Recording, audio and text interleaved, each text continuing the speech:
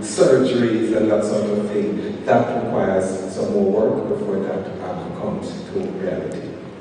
And I would just like to add that we have a health and wellness conference, tourism health and wellness conference each year. So if this goes to TDF.gov.jm website, you'll see the upcoming one, and a lot more discussions, and you'll get an update of all the development that we're having in that year. The good news is that the trends in global travel, that is one of the big areas that people are looking at. So we are grasping with that as well and investing in those areas. So you're on the right track.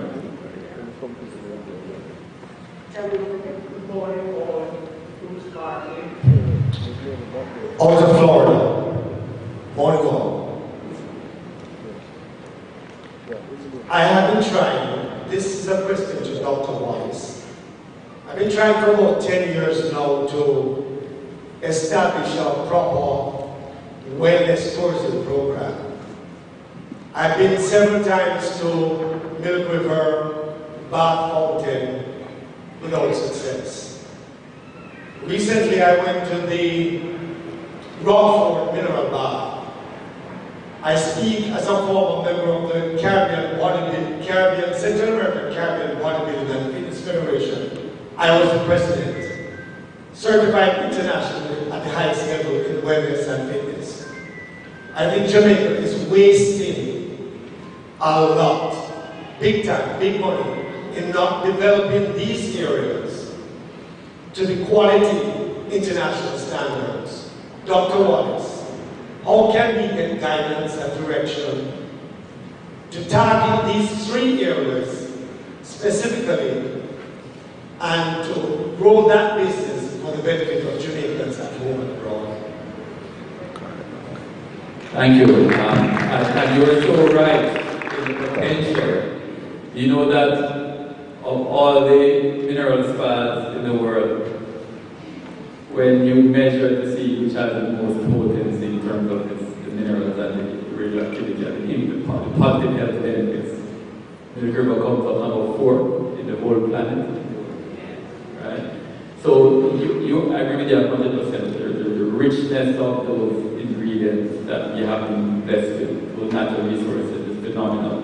And I agree with you, we're nowhere near fulfilling the potential of those gems.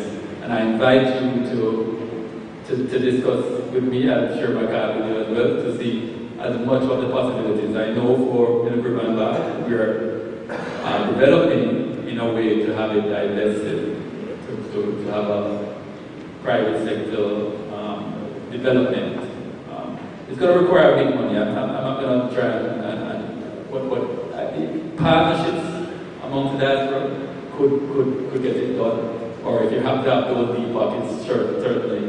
But the ideal is to have it developed to the, I'm sure it's the same vision that you have in your mind. At first, at developed standards, developing nation standards, so that it can become a major attraction, major reasons for visitors to choose to travel to our destination. You see, that's the benefit of Jamaica having so much diversity of assets. There are some countries who don't have the sun, sea, and sand, and all they have is this wellness offerings, and they get millions of visitors per year. There are many countries that don't have sun, sea, and sand, and they have the gastronomy industry. A lot of Europe have wine tours and so on, and that's millions of visitors per year. We happen to have all those together. So we could double, triple, quadruple our tourism numbers. And so I'm very serious when I say tourism can make Jamaica a developed nation. Because we have those diversity of assets. So we're very prepared to discuss with you. As TEF, we just finished fixing the roads to Bath Fountain, for instance. You know, that's $70-something million project that TEF financed. So we are moving, but I agree with you, where we are versus the potential. There's a lot that we can achieve, and I look forward to working with the diaspora and getting there. Right, and I just want to add a little to that both Bath and Milk River fall under the purview of the Ministry of Tourism. Both are currently under a public-private partnership agreement, and the government does have a prescribed process for public partnership agreements. It requires a number of steps and processes licenses and tests and all of that. And we are significantly advanced in those. We would have done some time more pre-market sounding, and they are making the necessary preparations for a proper market sounding coming soon. So the work is in progress for public-private partnership in relation to those two. The third one you mentioned, which is the Rockford Mineral Park, that one is under the purview of the JNHT, Jamaica National Heritage Trust, and quite recently there was a newspaper article indicating that a private investor is going to be putting quite a bit of investment in it for that to be reactivated. So yes, the work is in progress in that regard. Thank you, panel, for a very interesting discussion. My name is Shane Williams. I am a university student at the University of Cambridge studying politics and anthropology. And I am also the Chief Marketing Officer of the Student and Consulting. I have two questions, so I'll keep it very brief. The first one is regarding ensuring that we have a diverse and competitive portfolio. How much do we actually want to rely on tourism as a part of our, or share of our GDP? And then also, there was mentioned briefly a growing concern regarding the exclusions of locals regarding the growth of tourism. So, for example, as was mentioned, the privatisation of beaches for resorts, etc. So, how do we balance the expansion of tourism without depriving locals of their resources and their right to enjoy beach?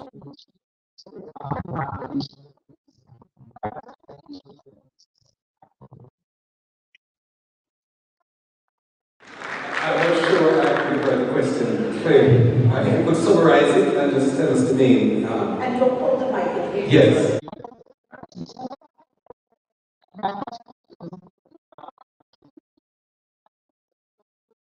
The tourism for that. And the second question was talking about the privatisation of beaches and how can we ensure that even though there are privatised beaches, how can they remain accessible and affordable to locals who might not have the means to pay for these beaches?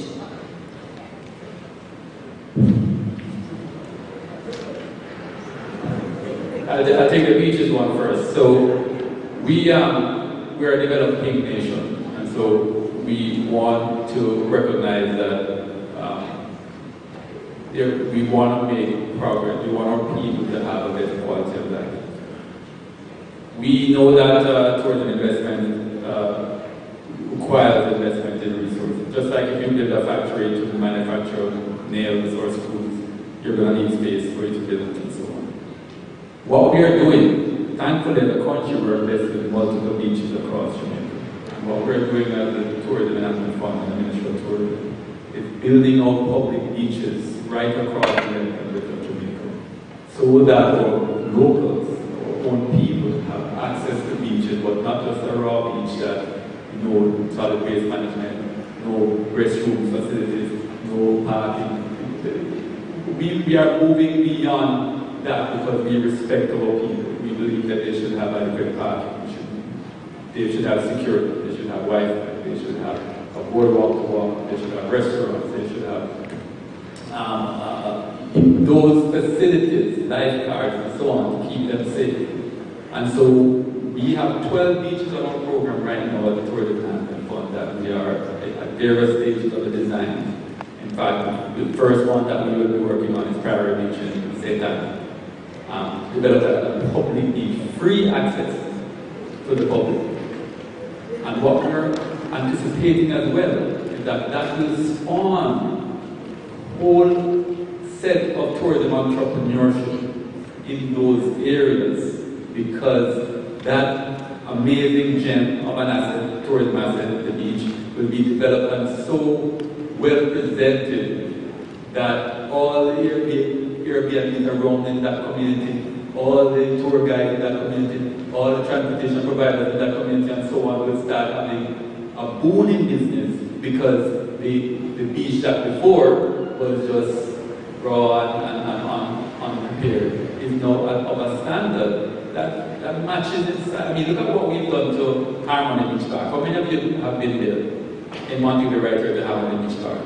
Would you agree that when that was Dumbo Beach, you recall when it was Dumbo Beach before, and what it is today, surely it has demonstrated as a government, as a ministry, we are respectful of the people and we're uplifting their quality of life by building out and developing the public beaches in such a way where they can all enjoy a running trail, a kiddie center, ice cream shop, For everyone to for everyone to enjoy, and that's the standard, that's the quality that all people deserve, and that's what we're doing to provide public beaches across Jamaica. Perfect. So we promised 4 questions. We're going to take this gentleman here as the last question, as our time is almost up and we'll answer. Go ahead, sir. Good morning. My name is Clarence Saunders. I'm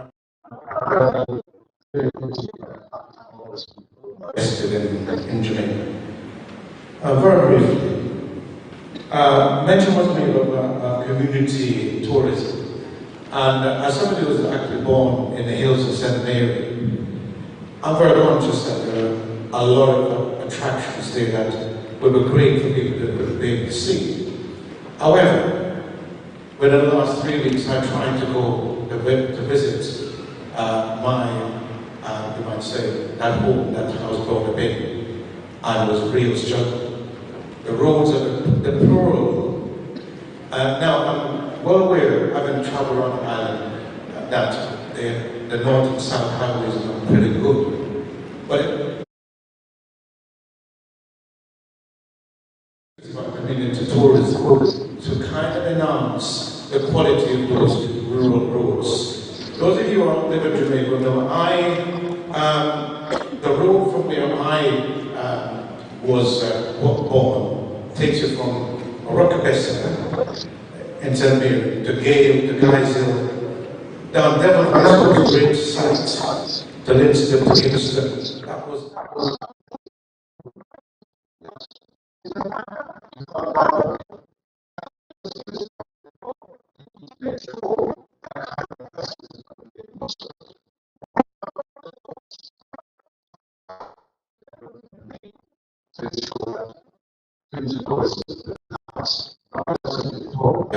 and a very brief question. How much of the dollar that's generated in tourism, or should I say, how long does the tourism dollar remain in Jamaica before it leaves? Because we talk about data, and actually, what can we do to extend that period? Thank you. And before you answer that, I know the time has expired, but as you know, but I want to greetings in the name of the Most High Jah Rastafari every time. You know, this couple is greetings. You know, this TEF, Rastafari has been left behind in education for many years.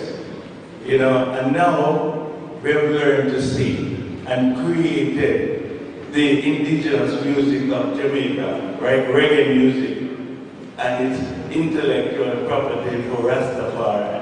Now we see tourist board, and everywhere we see the TEF sponsor big corporate reggae concerts. Montego Bay has now labeled July Reggae Month because of something.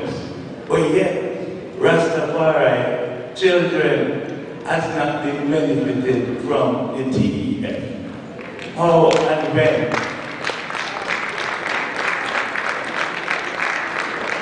You know, Rastafari cannot afford to do the big concert where all the corporate sponsors come in. So we would love to see TEF look at Rastafari as the indigenous creators of reggae music. All right, so let's get Right now, I have proposed to the Minister of Culture to make July 23rd Rastafari Day. And thank you very much. She had the idea, and now she's forwarding it to the Governor General to make it an official day, like Jamaica Day. I mean, why we have Jamaica Day in Jamaica when every day is Jamaica Day? When Christmas in July, and right now it's like we would like to see TEF look into education for Rastafari, and the next step is to get the North Coast Highway from Montpellier to Old Church to be named Reggae Highway. And I hope that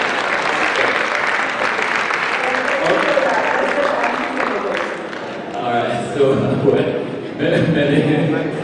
points, and I'm sure hoping I can add some are out of my presentation. But the call on TEF to support the road network is even before that, and I'm arguing for sure.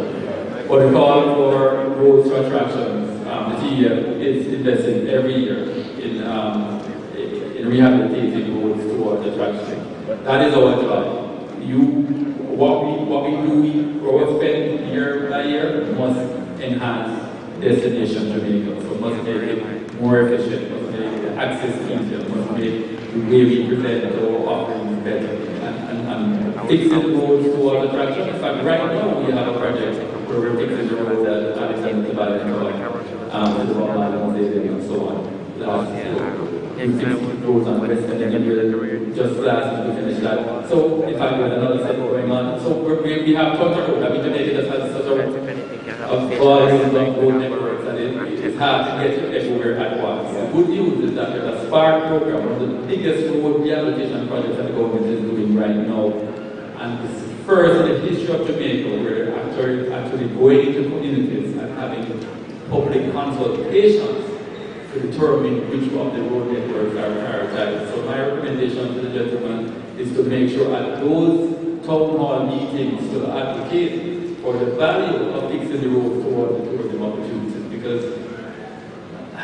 having done an MBA and so on, my approach is always towards let us try and get investments into the areas that can yield returns so we can continue making investments. But if you make investments into just the consumable things, there's nothing giving you the return to continue and sustain the investment. So I always like to prioritize investments that can give you a return, so you always have money to continue making more investments. Since you raised the question in the context of community tourism, we just want to let you know that there is a policy and there is a rural economic development initiative which supports community tourism, but remember that these programs do not support something that has not yet started. Perfect. Right? So what I'm going to encourage then is maybe then to have a follow-up conversation. So I thank everyone for our time together this morning. I know there's still more questions. But as a member of the press, I feel marginalized.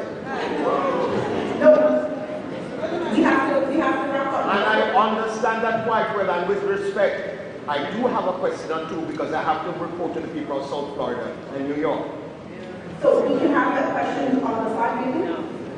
I'll do my best, and I won't be as long as my good friend Asta Black. I'm going to jump in here, honorable member of the press, my colleague. I'm Empress Foley for those who just joined us. I'm your host, keeping time for today's proceedings, the final day, as we continue the relay and cross the finish line. So I'm going to make sure that that question is answered. Dr. Wallace is probably the person you're directing the question to. Please do not presuppose. Okay, so we're going to do that off air, outside, because we have to, I have to stick to time. So we want to, my honorable press, law and order, please. May we show that we are disciplined in Jamaica. We are not unruly. Let us give it up for our panelists and our moderator. Thank you so much. And for all of you who have questions and have fielded questions, if you feel that you haven't gotten the answer, I promise you there is a way that we can do this on the side. I'm going to ask my lady moderator, Lady Rue, to please capture those questions, capture the emails and contact numbers of 3 or 4 of you who really need that question answered today so it can be answered. Is that okay? All right. Thank you so much, panelists. Thank you so much for that session. So I know you all got a lot from it. Listen to me before you leave so I can give you the instructions as we move to the coffee break, what's coming up next. But I want you all, as you leave here and network in the coffee break, to say, who's buying Milk River? Who's going to build Milk River and bring wealth for our country? I want to also acknowledge a permanent secretary in the Ministry of Tourism who will sat through the session, Jennifer Rivers, as well. I want you to make sure that everything that our diaspora will happen. And also think about what kind of tourism will you bring here? Medical tourism, I don't know, dying Jamaica tourism, I don't know, whatever it is. We can do so much, but you are the creators, the entrepreneurs, the innovators. Get involved with the micro businesses, the small, medium enterprises. The government alone can't do it, but we can collaborate, united. We can build wealth creation through tourism. Thank you again, panelists. And let's get our honorable press members' question answered. Ladies and gentlemen, we are moving to a coffee break. We are coming back here for 10:35 on the dot. Why? Because we are moving into our session on strengthening and sustaining the diaspora engagement. That's what you all want to know. How do we strengthen? How do we engage? How do we collaborate for the goals of peace, productivity, and youth empowerment?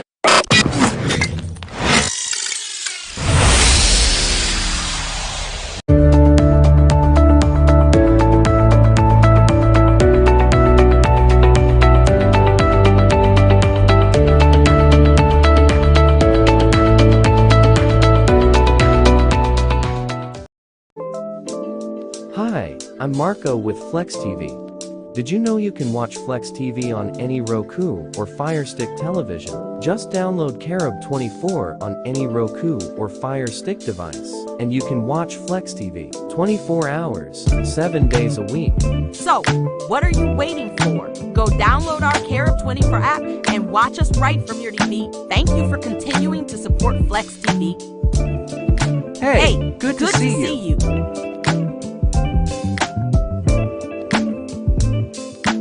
Yes, it's that time of year. It's tax time. Do you know where to get your taxes done? Don't worry. Blair's Management Tax and Accounting Services is the place for you. This is Nigel Blair. With over 26 years of experience in the tax and accounting field, we have what it takes to prepare your taxes the right way and to make sure you take advantages of all your tax deduction and all your tax credits and get you back the maximum amount of refunds possible. So don't delay. Call us today at 954-934-5700. That's 954-934-5700.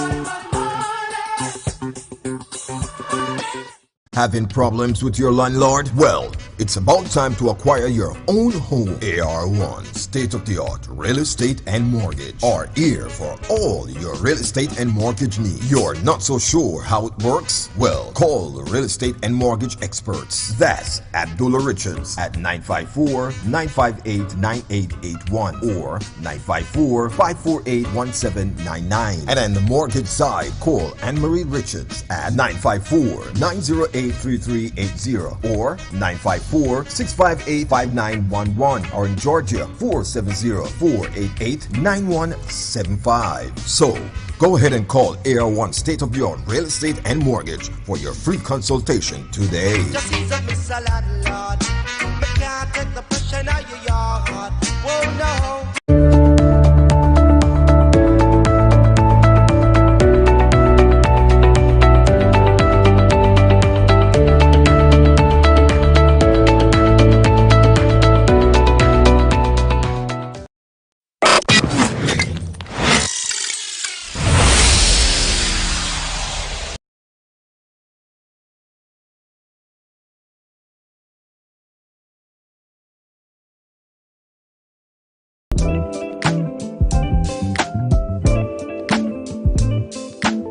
Yes, it's that time of year. It's tax time. Do you know where to get your taxes done? Don't worry. Blair's Management Tax and Accounting Services is the place for you. This is Nigel Blair. With over 26 years of experience in the tax and accounting field, we have what it takes to prepare your taxes the right way and to make sure you take advantages of all your tax deduction and all your tax credits and get you back the maximum amount of refunds possible. So don't delay. Call us today at 954-934-5700. That's 954-934-5700. Having problems with your landlord? Well, it's about time to acquire your own home. AR1, state-of-the-art real estate and mortgage, are here for all your real estate and mortgage needs. You're not so sure how it works? Well, call the real estate and mortgage experts. That's Abdullah Richards at 954-958-9881 or 954-548-1799. And on the mortgage side, call Anne-Marie Richards at 954-908-3380 or 954-658-5911, or in Georgia, 470-488-9175. So, go ahead and call AR1 State-of-the-Art Real Estate and Mortgage for your free consultation today. Just ease up, Mr. Landlord. I can't take the pressure out of your yard.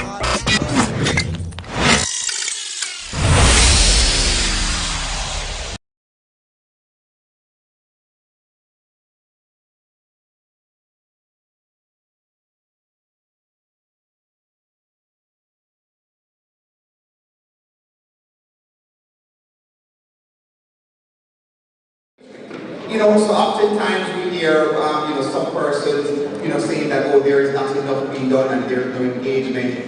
1,200 registered attendees gives testament to the fact that the government has a concerted approach, as is evidenced by our strategic development plan, which lists our national diaspora policy as a part of that.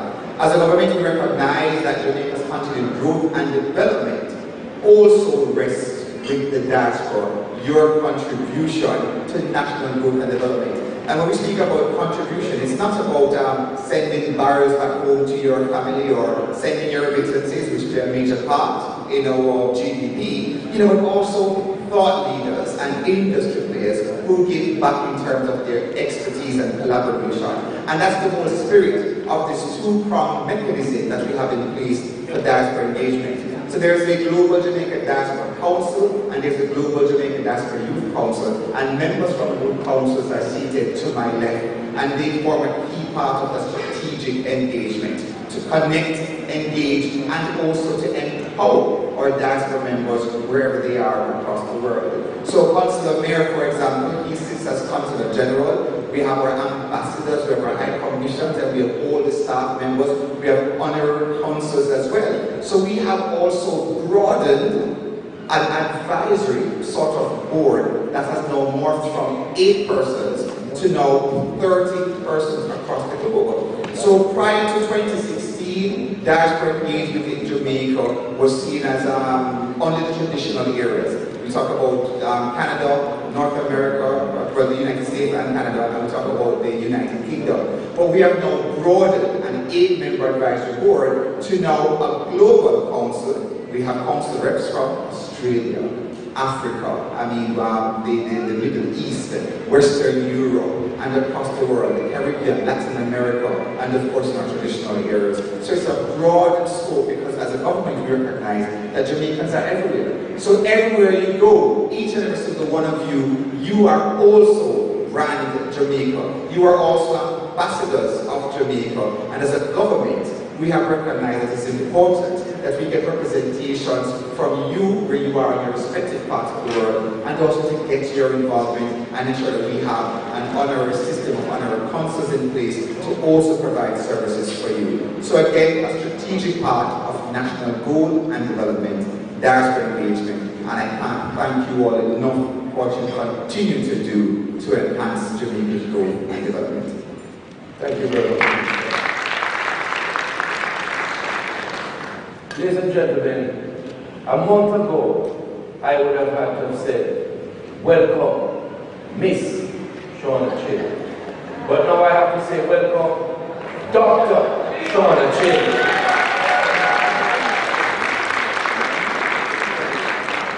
She's the Vice Chair of our Global Jamaica Diaspora Council.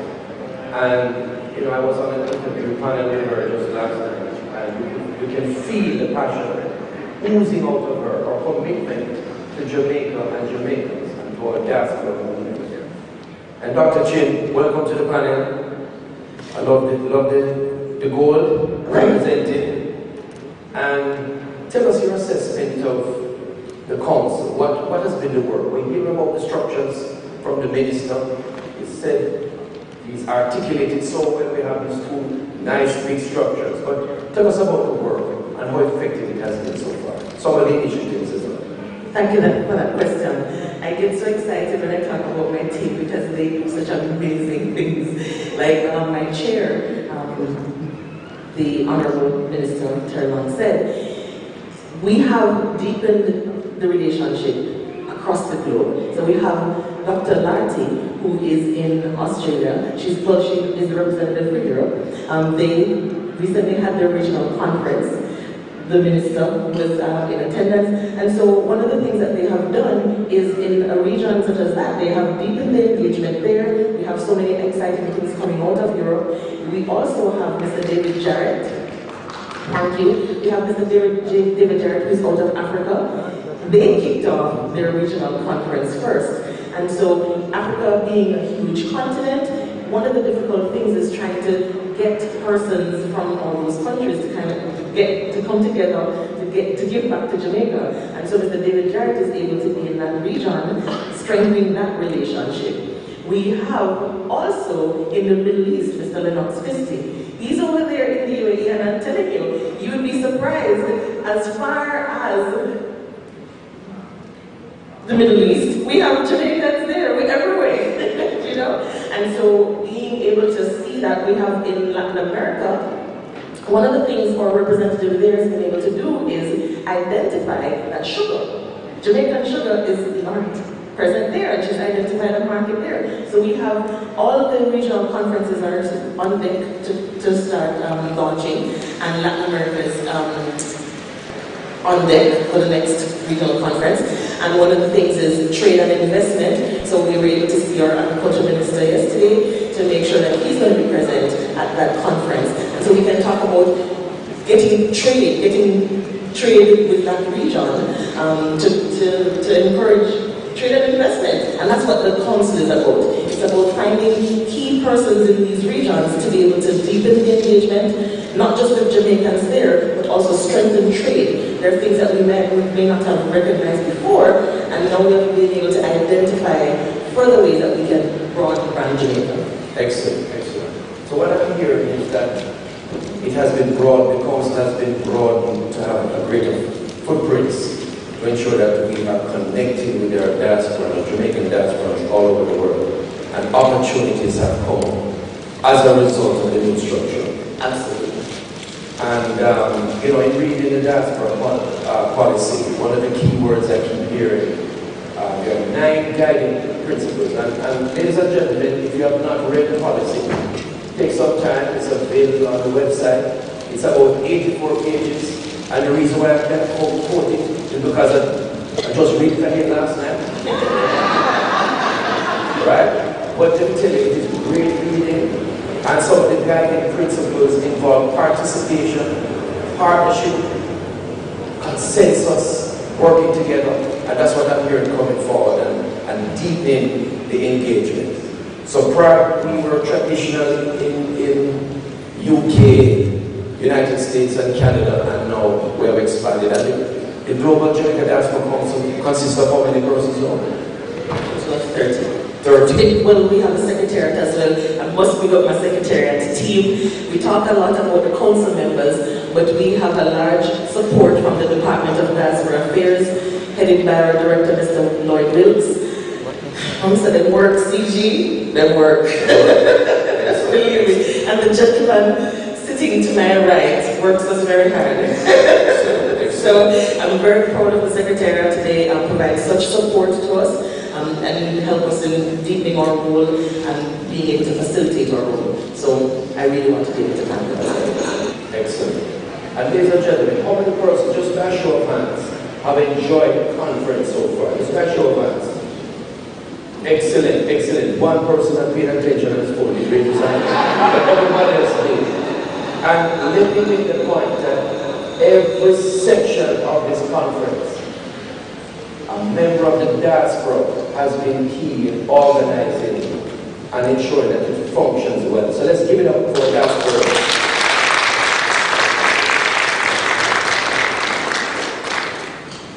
If you are here a lady walking around with a flag on her lips. And everybody was asking her, how do you get the flag on your lips? And she directed all of us to her website and the purchase world. But this lady is more than just walking around and showing her different products. She's one of our leaders. She's a leader of the Global Jamaica Diaspora Youth Council. And it's Miss Asha Richards, a dynamic leader from the Northeast. Asha, welcome to the panel. Ladies and gentlemen, we need more young people in the diaspora. You agree? Young people like yourself, right? We need more young people. And Asha, you represent the Youth Council. What is the Youth Council doing to attract more young persons like myself to come into this? Well, first of all, thank you all for coming to the session and learning more about how we can better assist you and to engage you. And I know from a Youth Council perspective, one of the things that I've really been pushing, and we have been trying to push in this new iteration of the Youth Council, is making sure to reach youth where they are. Because unfortunately, a lot of them are not necessarily plugged into the traditional channels such as the embassy mailing lists or, the government website. They don't check them regularly. But where they are is social media. They are heavily on TikTok, on Instagram, on Twitter. So one thing that we have tried to do is to increase our social media engagement. Actually, at the beginning of the year, we had done a bunch of promos on LinkedIn, on Instagram, and Twitter, introducing, hey, this is the GJDYC, come and meet your reps. And we were able to get a couple of new members through that. And also through the Innovation Challenge, pushing the Innovation Challenge, which I hope some of you were able to catch yesterday to see the presentation of the winners. But engaging with youth, and not just youth in our regions, but trying to make it broad. Reaching youth where they are. Reaching out to different social media houses. I make content myself, as CG Mayor had mentioned with the flag maker. But definitely increasing our social media presence, and also just trying to create a level of community, because a lot of times when it comes to diaspora events, as you'll notice, you'll see a lot of the same faces, and generally they tend to be older. And one of the things is that a lot of young people know this. That's not really my scene. I don't think there's going to be anybody my age there anyway. So if we're able to, as a youth council, have that community, one, we have our global chat, so you can talk to youth from in Jamaica and around the world. But also just saying, hey, this is happening at the embassy, or this is happening at the High Commission. I'm going to be there. You guys want to come? You guys should come. Encouraging young people to come and realizing that there are young people also there for them to talk to and network with. So that is extremely important. Thank you very much, Asha. You saw good. Yeah.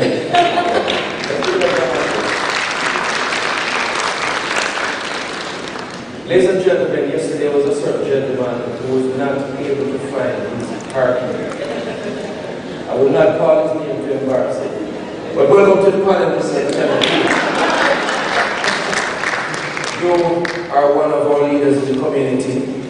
You are a member of our Global Jamaica Diaspora Council based in the UK. You have been on the ground for a while.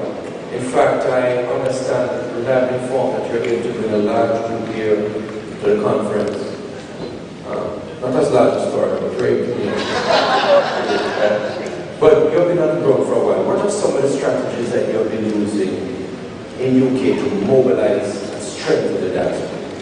Thank you very much, CG, and let's pay honor to the Honorable Minister, who has really just got the traction around the diaspora regions. I don't think I've seen a minister as busy as this minister. Can you please give him a round of applause, please? You've seen him in so many regions. And I'm telling you something, that this council is different than any other advisory board that we've had. I mean, I've been on the ground since 2009 where we did the Future Leaders Conference. In fact, there's some future leaders in the audience right now that I can see. And this movement really began interest in the social projects. Now, part of our engagement strategy has been by building a database. So we launched an organization from the future leaders known as Jamaicans Inspired. And this was where we're looking at professionals that are inspired Jamaicans that could join an organization that is promoting brand Jamaica. People want to find out in the diaspora, where can they buy Grace products? People want to know where they can get a Jamaican contact. Business. And so within this network that we've created, we have helped to facilitate conversations with lawyers and those people that have understanding of land. We have facilitated conversations with VM if they want to buy a product. And this type of engagement is on average, we have about 3 people that sign up. One thing that we found is that people want benefits when they come to Jamaica. If I went to Jamaica and I spoke like this, and I went down like the road and I basically go to one of the attractions, and I'm speaking with my British accent, the price is immediately going to go up. And so the diaspora needs a discount. Would you agree? So what we've said is, all right, let us work with existing enterprises in Jamaica, whereby when Enterprise came here, we said, can we get a discount code for our members? And they gave us a 15% discount. When we're speaking of the boutique hotels, can we get a discount for those boutique hotels which are often owned by Jamaicans and drive diaspora traffic down there? Yes, we can. And so through that network, we have built out a framework. In addition to that, music is a very key area of the diaspora. If they don't connect through family or remittances, they're going to connect through the music. Would you agree? When they connect through music, they bring their friends. Reggae music, dancehall is a big thing in diaspora regions. So you have initiatives such as Brit Jam, which has been a very key area of cultural type of tourism. The founder of Brit Jam, Corey Hyde, is here, and there has been other initiatives that have birthed from Gen Z, such as Reconnect JA, which is looking at where young people can come and travel to Jamaica, where a young Jamaican is now doing travel benefits and opening those opportunities. The other area of engagement has been through philanthropic giving. So we've done several programs working in partnership with the Jamaica Diaspora Institute, that's with Professor Neville Ying, whereby we have done programs with youth in orphanages. In addition to that, working with the JCDC with the festival song competition and having a local diaspora festival song. So these are several initiatives that we've done in diaspora engagements in the United Kingdom. Yeah. By the way, thank you very much for that, Pete. Let's give Pete a round of applause. Now, I should have told the panelists before that anytime you see me do this, just you wrap up, right? Any year. I'm not looking at any year directly, right? We're just going to wrap up, because what we want to do, we want to facilitate as much questions as possible, right? So if you see me do this, the audience, I want you to do this with me too. Try this with me, right? So we're going to make everybody else wrap up if they go too long, all right? Okay. And when you go to the mic to ask your questions, we're going to ask you, not yet Sir Bruce, but we see your position nicely. We're going to ask you to remember the word kiss. Keep it simple, and then the last S is, and then sit down. And then the other S is short, all right? So keep it simple and short. We don't want a speech. We just want it quick. Ask a question and sit down. All right. All right. So, Minister, all right. So we have had the diaspora movement we had a symposium in 2003. Then one of the action points was to start the whole diaspora movement. Started in 2004, and we're 20 years in. And what is your assessment of where we have come, and what is your vision, along with the ministry, of where we're going? Thank you, Oliver. So again, in terms of the assessment as to where we've come, I think it's important you understand that we have a government that listens to the diaspora. We have a government that believes in inclusion, the inclusivity of the government. You would have heard me speak throughout the conference, excuse me, and the constant messaging is unity, no fragmentation. This is a government that believes in unity. So you would have seen, as I indicated earlier, over the last 20 years, a complete transformation of diaspora relations by listening to you, our global Jamaicans, and understanding that the diaspora is not just America. The diaspora is not just Florida, it's not just New York, it's not just London. So we have, yes, because let's be fair, oftentimes persons in Florida, they think, okay, well, because I have this point, yes, he's from Florida, they think because I have this point, I'm speaking for the entire diaspora, I'm speaking for the entire 3+ million Jamaicans who we estimate live abroad. So the government has put that concerted effort into Africa. You would have noted that members from the Jamaica-Ghana Chamber of Commerce are here, and again, this is to build ties in trading investment with Ghana. We have members coming from the Netherlands, coming from France, coming from Germany, coming from Belgium, coming from South Africa. That, I would say, is a key feature of the diaspora movement's growth and development, certainly throughout the last 20 years, which we have capitalized on over the last 5 years or so.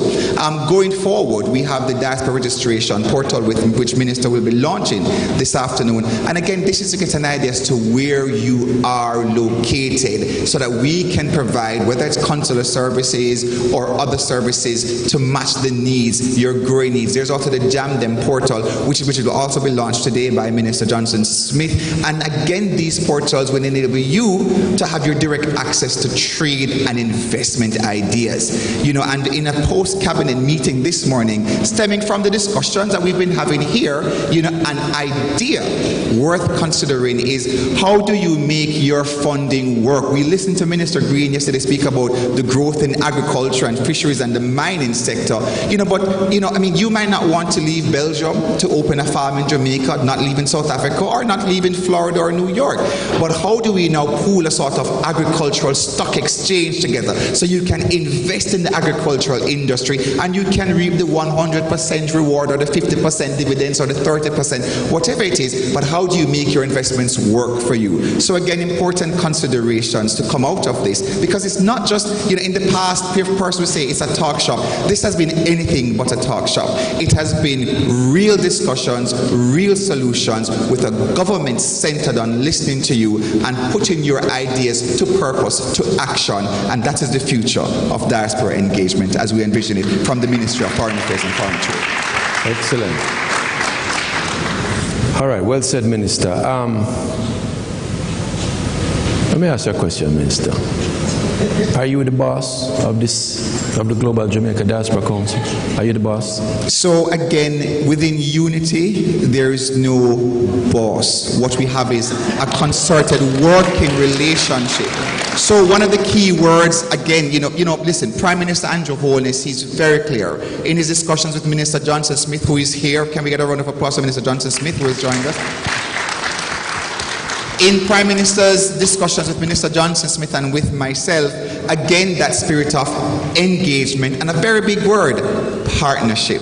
Partnership is a key goal of the government in diaspora relations. So whilst I chair the committee, if there's any boss, really, Shauna is the real boss on the committee. But it's a partnership.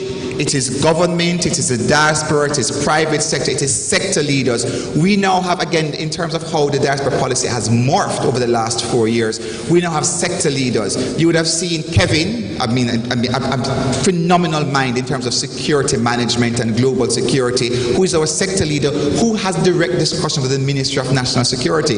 Dr. Colley, who is here, she's here with her family from France. She's our sector lead in education. She'll be launching her mentorship academy. We have sector leaders, Hugh Simmons, Dr. Simmons yesterday, a sector lead in the creative industry. So again, these are some of the ways in which we've changed. So it's a partnership. We work together, we listen, we share ideas, we share thoughts, and we keep it positive, recognizing that our aim is to ensure the continued growth and development of Jamaica for all Jamaicans, be they in the diaspora or be they at home in Jamaica. Well said, Minister. And I deliberately asked you that because I know, for example, there's a set of TORs that govern the movement of both councils. And there's a lot of consultation that takes place. And again, I want to commend everybody here because every section of the conference has had a key diaspora member involved in ensuring the success. So the success of the conference belongs to all of us gathered here. Let's give all of us a big round of applause. I'm going to jump to Asha. I'm coming back to you, Dr. Chin. Why, as we attract our second, third, and fourth generation, why citizenship or becoming a Jamaican citizen so important? Okay, so personally, I received my citizenship about 2 years ago. And thank you. And I think that it is important, one, because it makes doing business and investing in Jamaica much easier. I know for me, my mother had tried to add me to her bank account. Well, we did add me to her bank account with JN. But when you don't have citizenship and don't have a TRN, there are extra documentation and paperwork that is required. And I'm sure that's similar for other aspects. So if you want to, say, start a business in Jamaica, or you want to expand your business in Jamaica, or if you want to invest in Jamaica, having citizenship can help you with that. Furthermore, you can also now represent Jamaica in different avenues. Most recently, in April, I believe, I was able to represent Jamaica at the UN ECOSOC Youth Forum, and I wouldn't necessarily be able to do that in an official capacity without a Jamaican citizenship. But also, you know, take the Olympics, for example. There are many sports that I'm sure many in the diaspora are very strong at, and you could go and represent Jamaica. You could be the next, well, not bobsled team, we've already done that, but, you know, a sport that people wouldn't think, oh, there are Jamaicans that do that? Yes, in skateboarding, yes. We have Jamaicans doing a lot of things that can help push brand Jamaica. Furthermore, and I think probably most importantly, a lot of second, third, and fourth generation struggle with identity.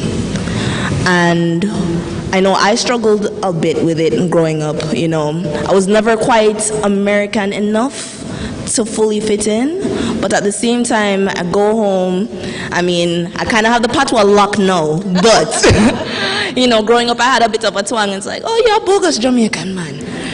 So, I think, especially for me, getting my citizenship was very personal because once I have that citizenship, I am Jamaican and nobody can take that from me.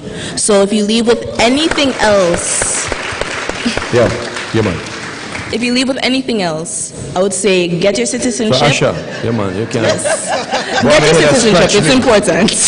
Sorry, guys, sorry. Hold on, let me just finish it here right here. All right, this part, good.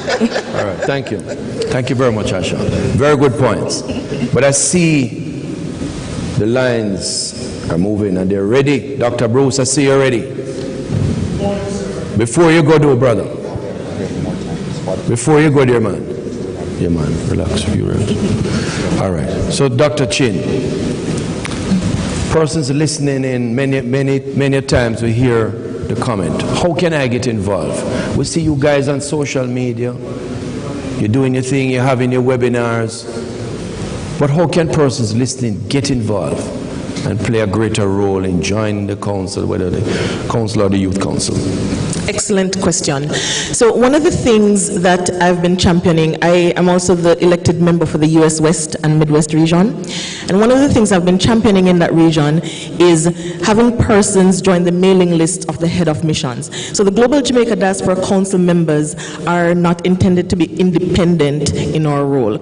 Our role is a supportive role to the heads of missions. So yourself, CG, or US South representative, Mr. Peter Gracie, is supportive of your office. And so one of the things that I do, Ambassador Marks is the head of mission for the US West and Midwest. And so for that region, one of the things I do is drive persons to the head of mission website, which is embassyofjamaica.org, because we have our CRO in the building. I saw him earlier, Mr. Emil Wallace-Waddle. Excellent at community relations. He sends out information not just on what is happening on the council, but what is also happening in the region. So persons are able to send in to the mailing list of the embassy what is happening in their organization, what events they're having, so that more people can be involved and engaged. Our Ambassador Marks, every month she has an engagement for the diaspora called Let's Connect. And so she routinely sends out Zoom links where she's inviting the community to come to speak to her. She has invited guests, which are usually ministers, who is able to, or the leaders who are able to speak directly to concerns that we have in the diaspora. And believe me, in the US we have burning questions. And so she's able to answer those hard-hitting questions. And so my goal has been to say to the diaspora, the difficulty that we have with trying to have continuity, when we say one thing to one person, we have foreign service officers who they change routinely. We also have an environment where democracy changes sometimes and leadership changes, but what stays consistent is the head of mission website. That never changes. Embassyofjamaica.org is consistent. So persons, if they want to be truly engaged in the diaspora, they can then come, instead of coming to my personal website. I'm an actress. If you come to my website, you're going to see everything about entertainment, right? Yeah. Some things about diaspora engagement, but primarily it's about me. So no, you want to go to the head of mission website to be able to you want to go to the head of mission websites so that way you can be truly engaged for longevity, and we can build the databases of the mission so that way we build on diaspora engagement continually. And so that's how diasporans can get involved. Thank you very much, Dr. Chin. I'm sorry, Oliver, yes. Ministerial privilege here, yes. But just also to indicate that diasporans, you know, there was a panel, Minister Johnson Smith was on a panel yesterday, yesterday I believe it was, and there was the president of the Florida Women of Jamaica Association, you know, and so members in the diaspora, you also have, you know, that responsibility, or you can create your own associations in your respective spheres.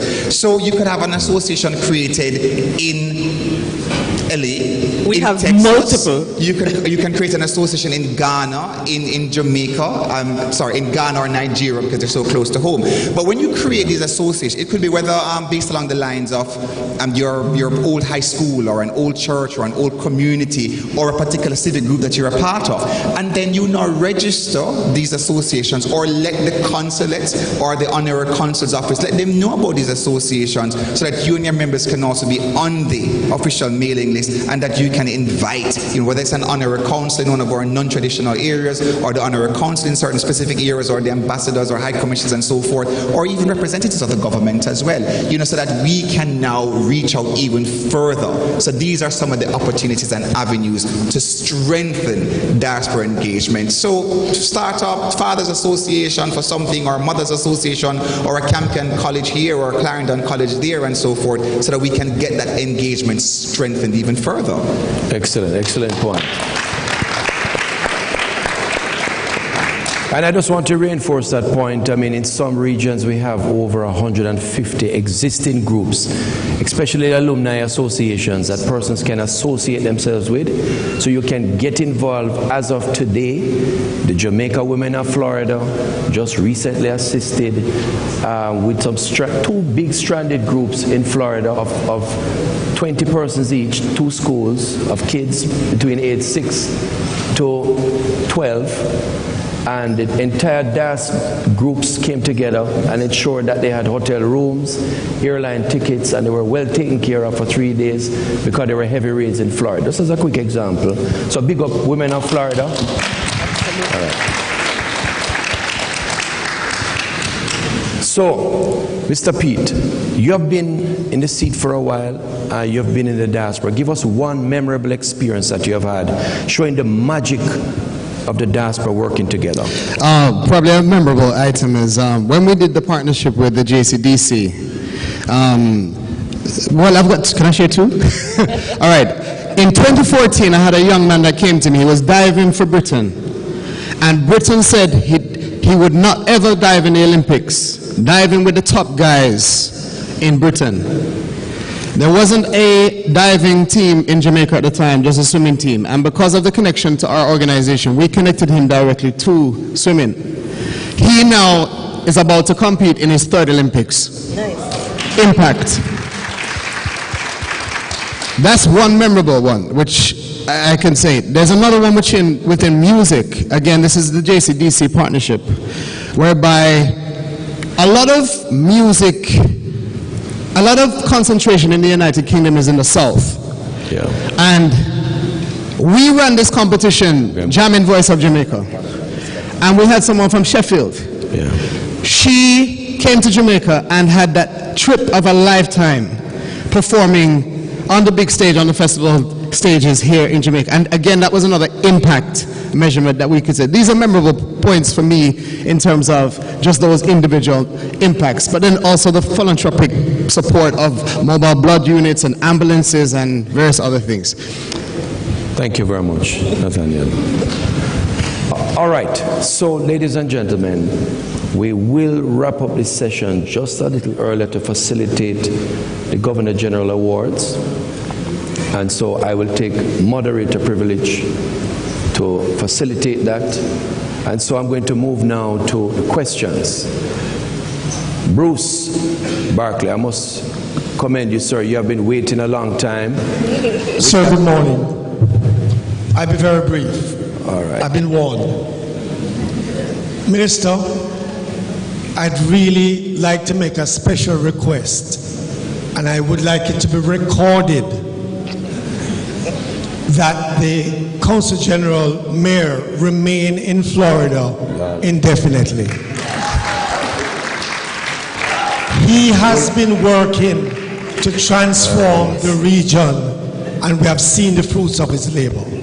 Please let him stay permanently. Quickly, one, CG, you did a wonderful job for the reggae girls when they came through en route to Paris. Can you do the same for the Olympic team? Set up a training camp at Miramar Complex so we can meet and greet. Two, can we follow up on the Diaspora Games concept you developed and we spoke about pre-COVID, which is to have high schools and champs type thing in Florida. Bring them up so we can enjoy them on American soil. That's the Diaspora Games, an annual event. And finally, all right, Bruce, all right, 1 second now, 1 second. As a moderator now, although I never set out all the rules, and I thank you very much for your kind words, my brother. I'm going to pass it on to the CG. I mean, the moderator had today, right? I won't tell CG me what to say. But listen, thank you very much. I'm going to ask everybody to limit it to 2 questions. Most. One question each. All right? Dr. Brown is saying one question each, because what we want to do is get as much participation as possible. All right? Thank you very much. And we're going to take the questions. The first set, Dr. Brown. All right, we go over here. Lady in orange. Welcome. Could you just tell us your name and where you're from, please? Carol Carmilla from the United Kingdom. Now, I just come from Customs Lakeside. I was trying to find out what are the rights of a returning resident.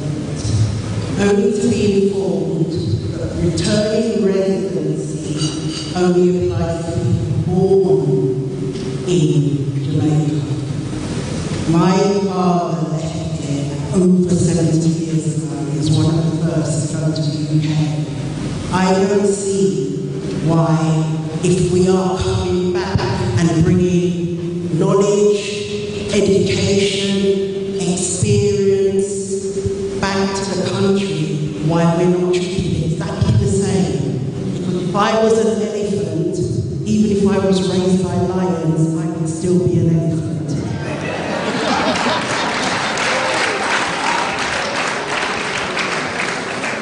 All right. So we're going to take the first 4 questions and then have a response. All right? So we got the first 2. Thank you very much for your question. I know we're back to the left side.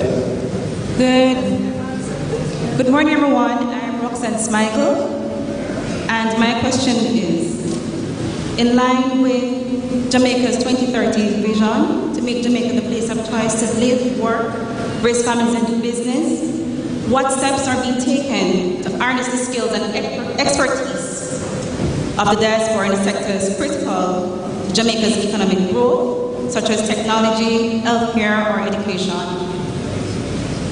Thank you, Ms. Michael. All right.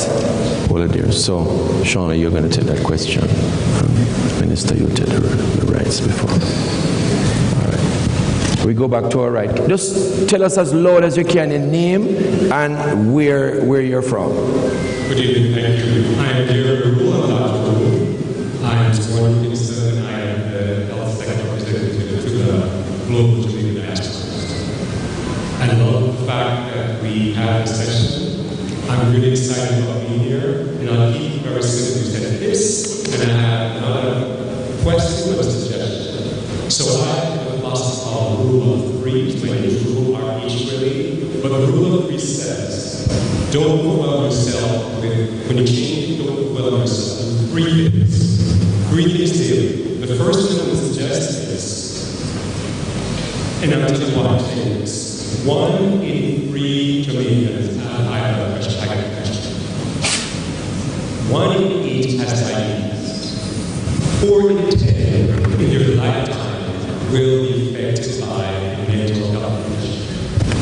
So here are the 3 things. 1, similar to how we have a National Day of Prayer and a Diaspora Day of Service, I'm suggesting that we have a National Day of Health.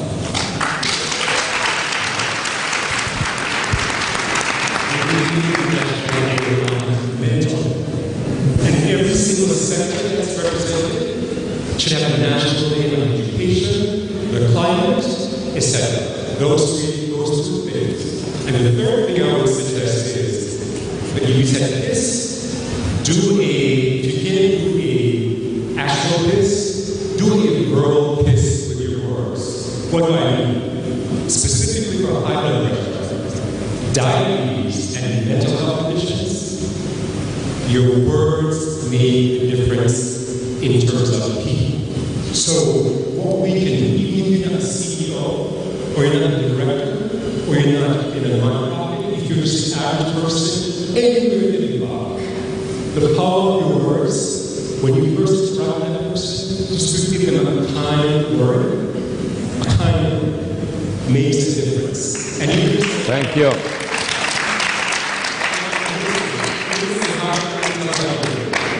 What I do today is thank you. All right. You start with the first person. All right. Thank you. All right. Thank you very much. All right. Thank you very much. And I know we're all enthusiastic and we all have some great input. And I love the National Day, but we want to keep it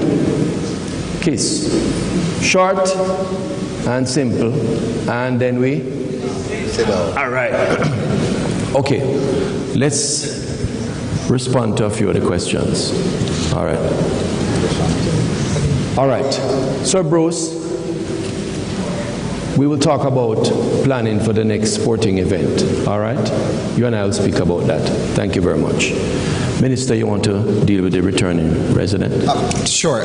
First of all, you know, your father certainly is a legend. He's a giant on which the entire development of post-war United Kingdom stands. So a big round of applause to her father and all the Windrush generations who truly, I mean, they left Jamaica, I believe it was 1948 was when the first ship left, and to go to the UK and just to develop that the country post the war destruction, World War II. What I will say is that, so I've heard you in terms of the definition, that it was your father, you were born in the UK, you've now come here, and that they've indicated you're not, in terms of whether you're returning resident or not. What I will say is that we can discuss this further with both RGD and with PICA, and to see what sort of, what sort of concessions, what sort of change, what sort of amendments, or what considerations generally can be given. But that is a matter that we would certainly need to discuss with them, discuss with Cabinet as well. But I thank you for raising the issue and for bringing it to our attention, so that we can look to see how best a solution can be provided to returning residents who are not returning in the sense that they left and are returning, but these are now first and second generation Jamaicans who are moving to make Jamaica their new home. And I loved the analogy, especially because it connects us, you know, to the motherland, to Mother Africa, you know, about being, you know, you're an elephant, and even though you were raised by lions, you are an elephant. And that is the spirit. That is the spirit of being Jamaica. Wherever in the world you are, whether you're second generation, third or fourth generation, you are Jamaican. We do have the birthright program.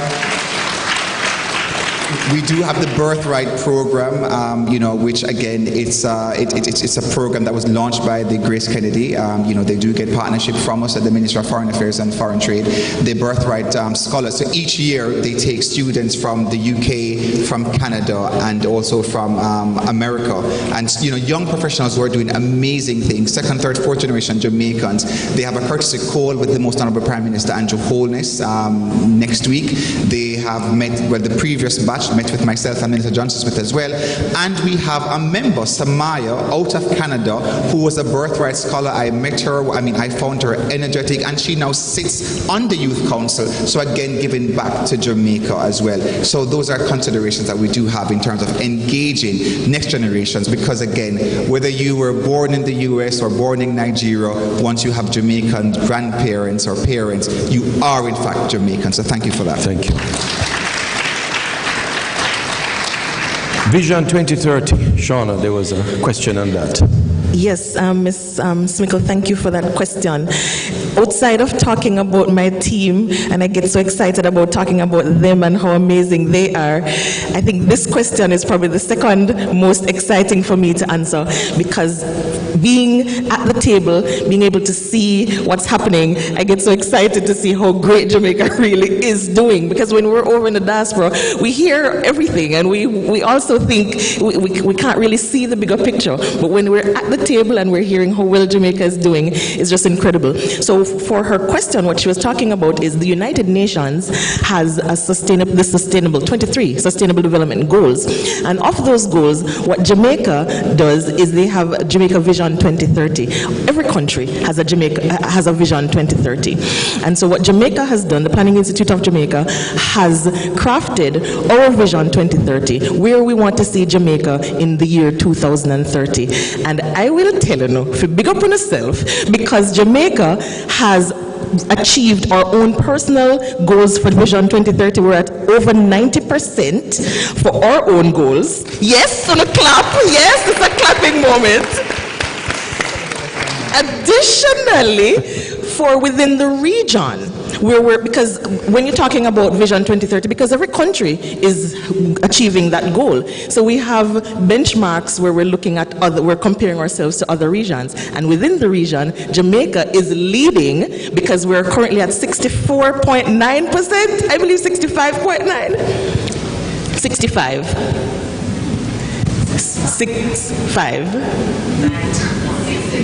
69.5. 69.5. Listen, 69.5% achievement. Thank you. Leading the Caribbean. Thank you. That is really such an accomplishment for Jamaica, and these are the reasons I'm telling you I get so excited about being a part of moving Jamaica forward. And one of the main things I want the Dr. conference... Chin, before you go there, so in the spirit of moving things forward, as you say, what I'm going to ask is that we move it forward quick with the question, and the answers I'm going to ask to move forward quickly, faster, all right? I never look at your minister, but I'm including you too, right? Good. All right. So back to the left. Please tell us your name and where you're from, sir. Yes, morning everybody. My name is Tariq. I'm part of the Grace Kennedy Birthright program, an amazing program. It's my first time. My question is about not only the diaspora, but with this conference I've heard a lot about foreign investment. And with the great things that come with globalization, you lose a lot as well. A lot of damage to the local industries, private beaches, expensive real estate. So the diaspora is in danger of coming back to Jamaica and using Jamaica as an investment opportunity, and it's not done correctly. So how can we make sure that diaspora can exchange resources with the local communities and not harm them in the process? I didn't hear. Can you repeat the last part of that question? I didn't hear. How can you make sure that the diaspora exchanges resources with the community and doesn't harm it in the process? And doesn't what? Harm it in the process. Harm it in the process. Okay, all right. Thank you very much. Good morning, Mr. Monitor. Thank you for starting out with the session 2003 to which 2004 framework was top conferences. No one on the panel was inception. We got to be very mindful that things that were stated in the wrong issues. So I'm going to ask Ms. Chair to make a statement about where we were at 2030 for report partners to the gentleman. The vast majority of individuals up here at this conference are brand new. But there's a lot of legacy individuals that are present and understanding and listening and hearing what is being learned. And it doesn't true. But I would ask, because people need to know where we are, what we have accomplished, what still needs to be finished. The other part that I would ask is really you, Junior Minister, to Minister Peter Johnson, put back on the agenda for the next conference the gathering of each diaspora with their mission, so that real conversations about issues can be discussed with individuals who are passing their issues. They don't even know who are the statisticians for their various countries. And do not be Canada because it's us around this world. Be very mindful. When we pilot, both color. Look about to Talawa. Thank you very much. Yeah, and just with the questions, I know some of our statements, and I want us to be very clear with the questions for our panelists to respond. Some of the questions I'm still not 100% sure how to respond to them, because I'm not hearing the question as clear as possible. So try to make it as clear going forward. All right. But thank you for your contribution. My friend, tell us your name and where you're from, my brother. Elder Ross Jabulani Trevor, based in South Africa, permanent resident in Zimbabwe.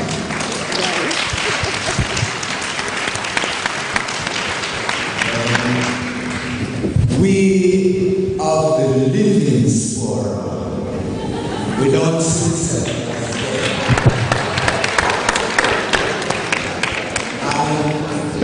I love that. I'm representing also the Friends of Jamaica in Zimbabwe.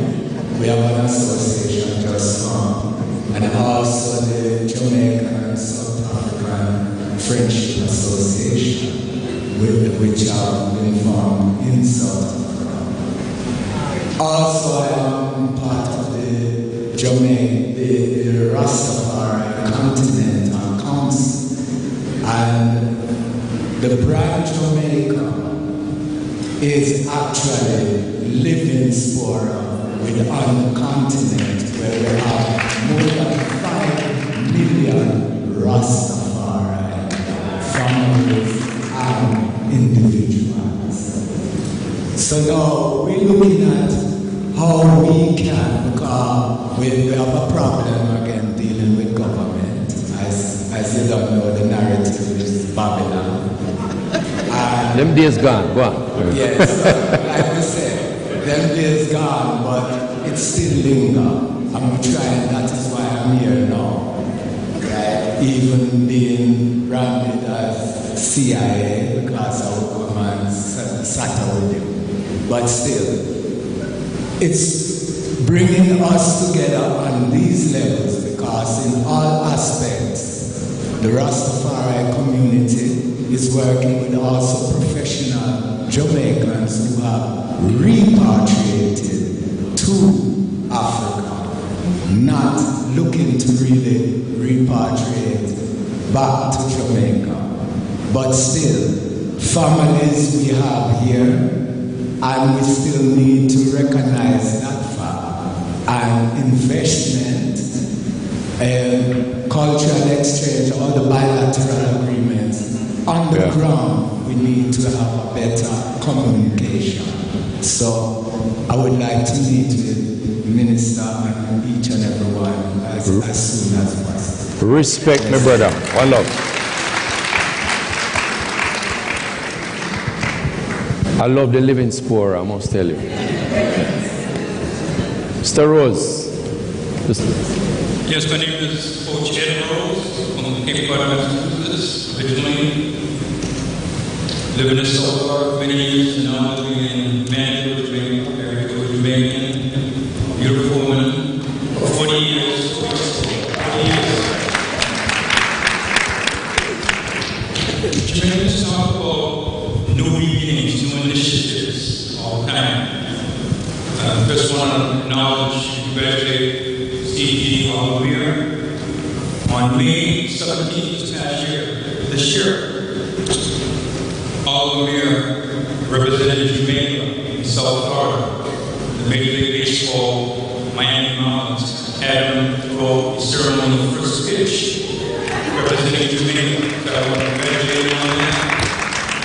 Don't tell him how the pitch went though, please. Leave that part. Adjusted to this national pitches. What initiatives are there for giving development or building sporting field infrastructure for new sports like baseball? There are approximately 200 baseball players practicing on fields that are not used here in Jamaica.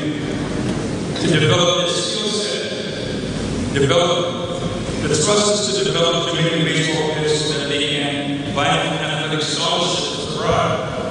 So then people from around the world can say, I didn't know Jamaica plays baseball. Thank you very much, Mr. Rose. All right. Let's get some quick responses. Let's start with investment. Minister, you want to take that one? Thank you, Mr. Moderator. While I try to recall the investment question, which Ulysses submitted, I'll just go to some other questions that are, or statements that are still fresh in my mind. Again, to our Rastafarian brother coming from Zimbabwe, South Africa, blessed love to you. And again, the living spora. Living spora. It really, and for those of you who would have done biology and what exactly a spora is, a living spora, it's so apt. So big up on yourselves, you are all our living spora, spreading across the world, expanding brand Jamaica. I absolutely love it. We do have our High Commissioner who is based in South Africa. We have another High Commissioner who is based in Nigeria. And again, we have honorary consuls again. And, so we do have a mechanism in place. And I will not say that it will reach everyone, but certainly it is an operational system that is in place. And it is going to be expanded, with other honorary consuls throughout different parts of Africa. And that is why it was important for us to indicate that we have the Jamaica-Ghana Chamber of Commerce, a delegation that is here because this government has recognized the importance of expanding trade relations across Africa and getting more Jamaicans involved. We have an honorary consul as far as Betty Del Foss is out in Tanzania, over there in Eastern Africa. So again, the engagement continues. Honorary consuls in Kenya as well. So that engagement will continue. So thank you for that. High Commissioner Corla Ban, could you stand for me, please? High Commissioner Corla Ban is here from Canada. High Commissioner Alexander Williams, could you stand for me, please? Is here from the United Kingdom. We have Ambassador Bettinaya, who's here from Western Europe. She's based in Brussels. Please, High Commissioner. We have CG Roach Wilson, who is here from New York. CG, please stand. you know, and others have been here throughout the conference. Others have been here throughout the conference. So what I want to indicate is that one of the sessions that we had this week was consular affairs, consular relations, and how we can further serve the diaspora. And that was a key panel discussion here with high commissioners, councillors, Minister Johnson with us on that panel, and it was to address some of the issues and concerns across the diaspora. For my part, we hit the ground running. We met with our Canadians, recognizing the importance and the majesty of our Jamaicans living in Canada.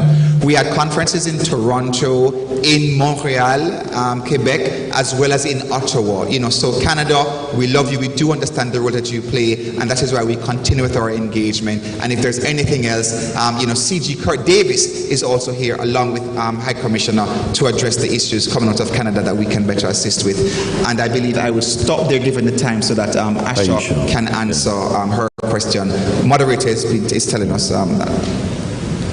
I like where you take over. Go on, Asha. Okay, so firstly, thank you for your question.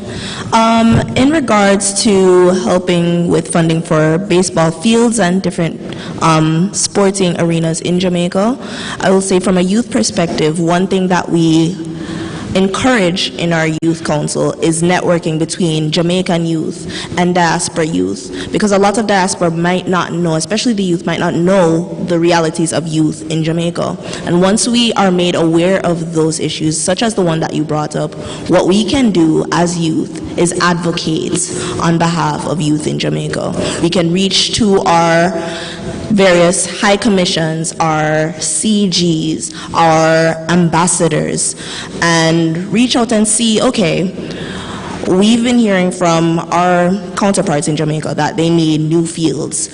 What partnerships can we do with maybe some corporate sponsors in the US or in our locales to help youth? The Youth Council is not an entity that can fundraise, but we can advocate on behalf of youth in Jamaica to get some things moving forward. I hope that answered your question. Thank you.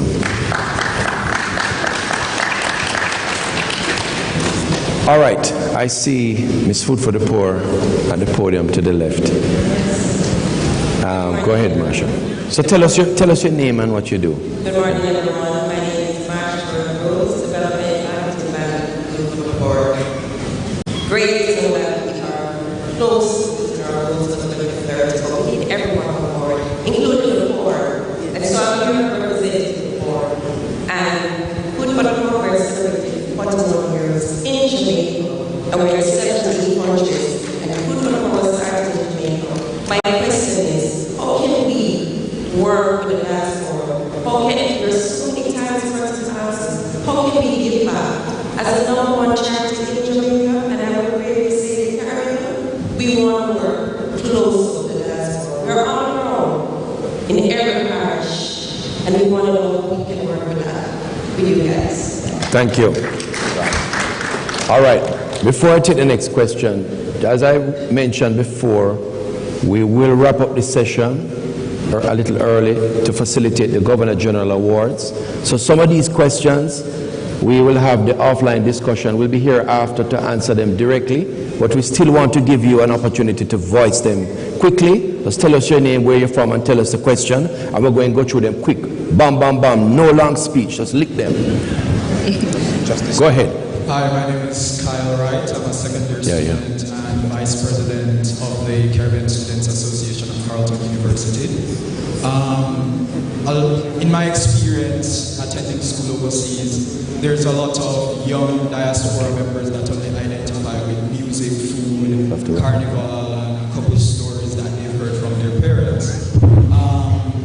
You know, there are barriers that exist for youth to get involved, right? And in my experience, at least, with the Diaspora Youth Council, and I say this carefully, that, you know, some of the leaders tend to be more older youth. And so, you know, for, you know, us who are first year, second year, whatever in university, it's hard to get connected to whichever organization or group in which. Sir, I'm really sorry, but you're going to have to is there a question? Because yes, so really out of time. the question is, when will youth be given an actual seat at the table to help decide the Jamaica that we want to one day come back to? All right. Just to quickly state, Kyle, just to quickly state, I mean, you know, yesterday when I saw Kyle, I said, hey, Kyle, Canada. And he was like, whoa, you know, I didn't know you'd remember my face or even remember my name. Whoa, you know. So, Kyle, that is the kind of government you have. You have a government that recognizes in every space the youth. This is why youth empowerment is a part of the very theme here. This is why you are here, you know, again, through funding and assistance from the High Commission's office, etc. This is why we have the Global Jamaica Diaspora Youth Council. So youth is already at the table. So my brother, take your seat. It is at the table. Not sit in the audience, seat at the table. Blessed love. So ladies and gentlemen, so we're going to wrap up at this time to facilitate the Governor General Awards. All the questions at the podium, please write them down. We'll have an individual discussion with you. But at this time, I'd just like to congratulate our panelists, thank them for their contribution. Can we give them a round of applause? And I'm going to hand over to Empress. Thank you so much, CG Mayor. Thank you so much, panelists. We're going to take a quick picture. Ladies and gentlemen, listen to me real good.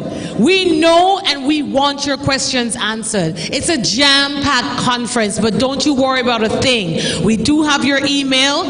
We are going to get the questions and answer to everybody who came up. However, there is a Governor General's Award, which is happening in the lunchroom in Section B. We're going to have that award ceremony. Then we come back here for a special presentation, and then we go into the other 3 sessions in Block C, and then we come back here to Block D. So check your events page and your email to see the agenda. We don't want you to miss out on the opportunity to be in the room.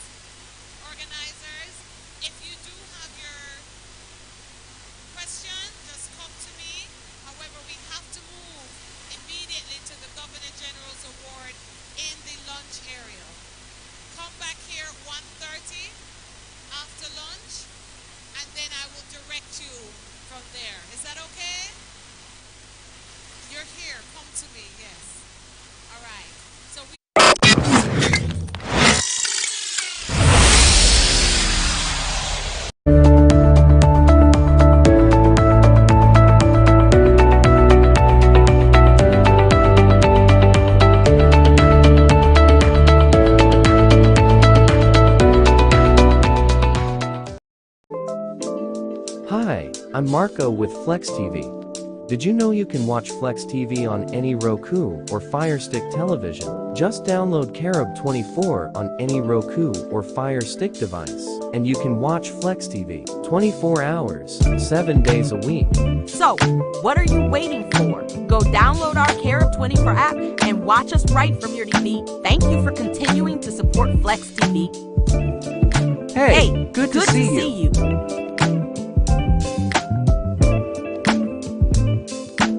Yes, it's that time of year. It's tax time. Do you know where to get your taxes done? Don't worry. Blair's Management Tax and Accounting Services is the place for you. This is Nigel Blair. With over 26 years of experience in the tax and accounting field, we have what it takes to prepare your taxes the right way and to make sure you take advantages of all your tax deduction and all your tax credits and get you back the maximum amount of refunds possible. So don't delay. Call us today at 954-934-5700. That's 954-934-5700.